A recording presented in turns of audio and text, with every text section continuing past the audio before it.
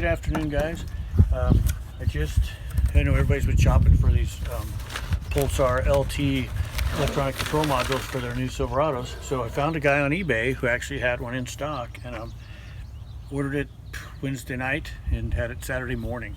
So really looking forward to getting this baby installed. I'm getting rid of the DFM and the auto start and stop and things like that. So also I can do some adjustments on the throttle position and that sort of thing. So we're really looking forward to that. Should be a pretty quick and easy install, so we're going to do that today. After that, what we've got coming up, probably not today, but got this in the mail as well. So I got some really nice looking, well, I hope they're nice, I haven't opened them yet, but some MGP caliper covers.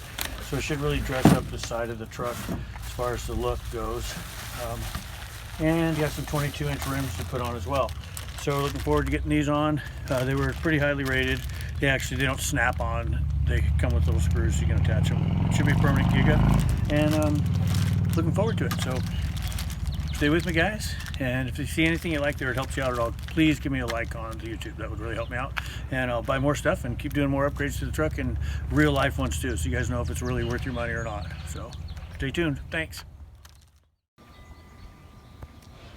Okay, so just a little picture of what you get in the box. Essentially is you get the module itself and a couple little velcros so you can attach it to the top of the airbox, and then this is the complete wiring harness. So we're going to splice this one into our factory harness, plug the module in here, a couple of zip ties for any extra, keep the wiring under control, and then the instruction manual.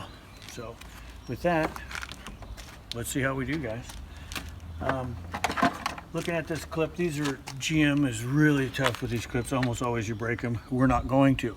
So my advice with these is just go slowly and carefully. Take your time. Don't be a gorilla with it. So generally just one regular flat tip screwdriver. Pull right up on the red.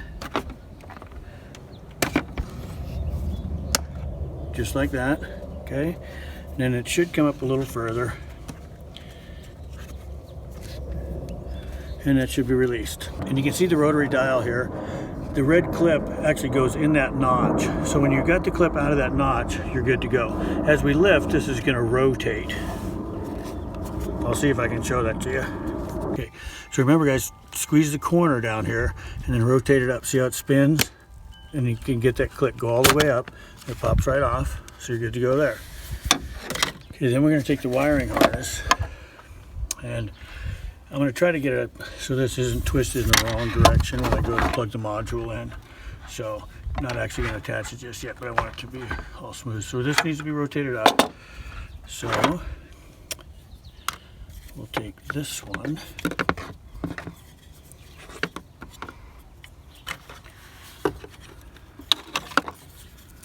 and slide it right on the factory one. It's got the same type of rotary spinning wheel.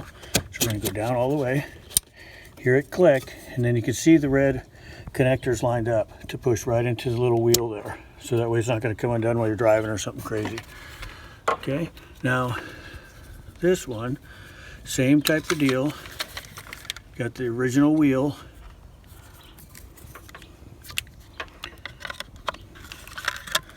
This will only go one way, so you want to make sure you got it lined up properly for that. Okay, and then again, you want to hit that click as you push this down. The wheel rotates.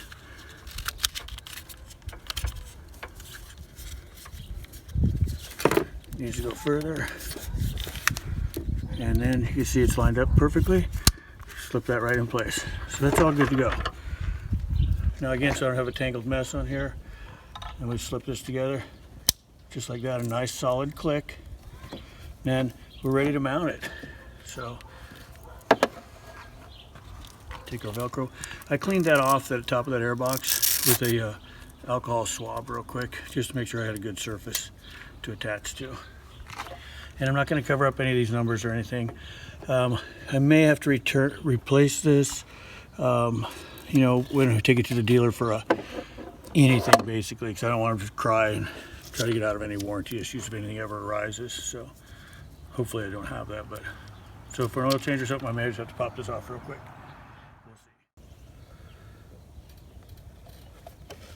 And there we go. So now we'll just use our zip ties and we'll put this all out of the way and make it nice and secure somewhere. So you guys will probably be able to find your best way to do that.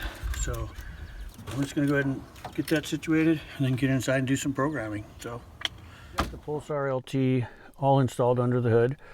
That goes quick and easy. Now we're going to do some programming. The first thing I would do is put on your seat belt. Otherwise it's going to be gonging at you the whole time. The other thing is, if you do have a miles per hour limiter indicator in your truck, as far as if you set it for 70, to remind you that you're starting to speed or something, go ahead and shut that off. Every time it does a sweep up to 140, it will gong at you as well if you don't turn that off. So go ahead and do that. And you're going to want to hold your start-stop button in for about 5 seconds without hitting the brake. That'll get your dash all lit up, and that'll turn green down there, so you're ready to roll. So now go ahead and, using your up and down, get your speedometer set in the digital mode there. That'll give you easier tracking as well. And all of your programming is going to be done over here with the cruise control on and off button, and your resume and your set button. So up, down, on and off. So the three most popular things to set seem to be the change the speed limiter from whatever the factory had, and then the auto start stop you want to disable, and the dynamic fuel management, turning it off. So if you do dynamic fuel management disable, that automatically will shut off the auto start stop. So you can skip that step of auto start stop if you're going to do the DFM. So let's go ahead and start with the first program, which will be adjusting your speedometer, your actual speed of your vehicle from the factory. Here we go.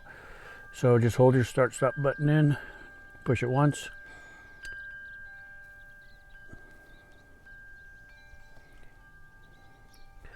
Okay, push it in and hold it until you get a full sweep, and that'll tell you that it's in the programming mode. There we go.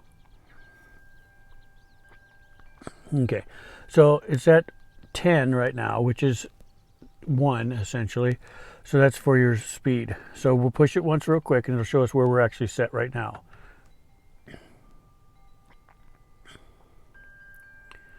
Okay, it's set for 130 right now. So we're going to drop it down to 125 just to show you guys how it works.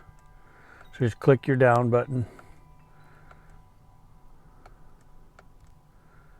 And actually just go to 120 just for kicks. Okay. So they're at 120.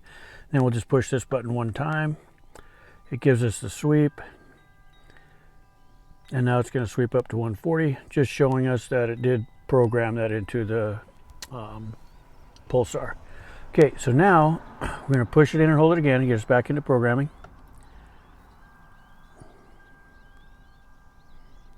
Full sweep, let off. Now it drops back to 10 again. So this time though, we want to do the auto start stop disable. So let's go ahead and scroll all the way up to 60 or level 6. There we go. So now we push in our button. It'll give us the sweep.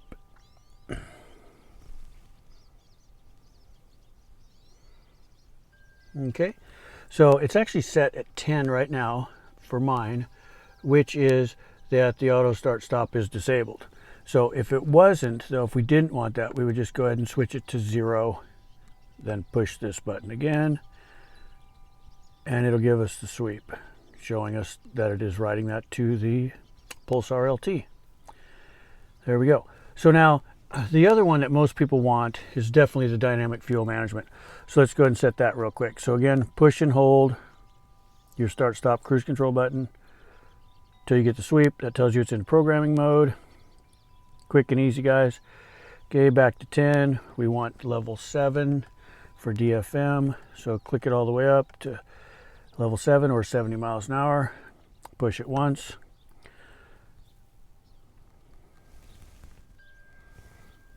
Goes down to 0.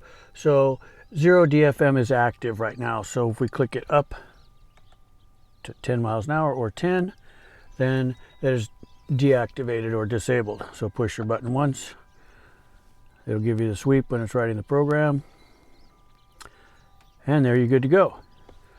So now the only other thing we want to adjust normally, or myself anyway, is to set the sensitivity of the throttle adjustment, which they call the performance levels. So for that, we'll go ahead and start the vehicle. Okay. Now, for this one, you just want to push this button one time and it'll show you where you're set at this moment. So for me, I'm set at level 3 right now. So if you set it at 3, it's pretty good, it seems to me. If you go to 4 or 5, it's pretty snappy. So again, let's just check where we're at. We're at 3. So let's just leave it there. It'll go down by itself. Now at any point in time, if you want to check and see where you're at, just push that. Good to go. It shows you at 3. You can adjust it on the fly. There's 4. Just click it up. There's 5. You're good to go. It'll go drop back down on itself. Okay.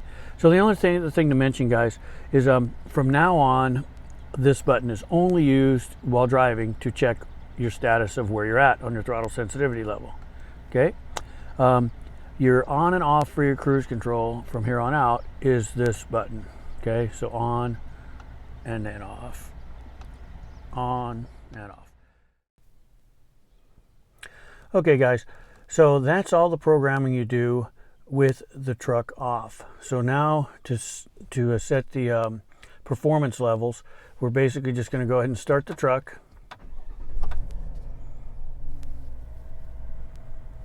And now again, the settings are all over here, same thing as before. So to see where your settings are at right now, as far as the performance levels, just push the off button one time. And mine's set at 3. Perhaps that's the default. So let's say we want to set it to as sensitive as it can be, or the highest level of what they call performance. Click it up, there's 4. One more click is 5. Then that's it. You don't touch it anymore. It automatically goes down to 0. Now you just regular speedometer as ever you wanted. Now if you wanted to change it on the fly or check where it's at, just push your off button one time. Shows you're at 5. Let's say it's too sensitive, so I'll back it down to 3. Just leave that button alone. And there you're good to go. So the other thing to add is from now on, for your cruise control, to turn it off or on will always be this button. There's on and there's off. So this button's only used to check where you're at on the performance levels, or to set it so you can raise it or lower it. So just checking it, shows 3, again, up or down, wherever we want to go, and just leave that alone. Otherwise, hey guys, I hope that you got something out of this. Hope it'll make it a little easier for you. And if you could please click the like button or subscribe. I'm going to do a lot of things to the 2020 Silverado, and I'd like to get your input on it. And any suggestions you have, please leave them below in the comments box. Thanks, and have a beautiful day.